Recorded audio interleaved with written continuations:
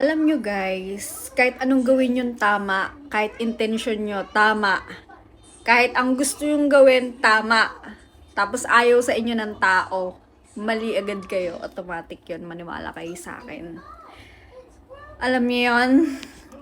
Kahit na maganda yung ginagawa mo, tama yung ginagawa mo, 'di ba? Mabuti ka, mabait ka, walang mali sa'yo. At ibang tao yung makakapagsabi nun. At alam mo yun sa sarili mo. Kaya lang, ayaw sa'yo. Una pa lang, ayaw na sa'yo. First impression daw. Iba na talaga yung aura pag ikaw yung gumawa. Kahit anong klaseng bait mo o bigay mo, mamigay ka man o hindi. Masama ka na para sa taong yun. 'Di ba? So, sabi nga nila, you cannot please everyone. Di mo naman sila mapapakayusapan na, oh, gustuhin mo ako kasi mabuti naman yung intention ko eh. Gusto ko lang naman maging okay tayo.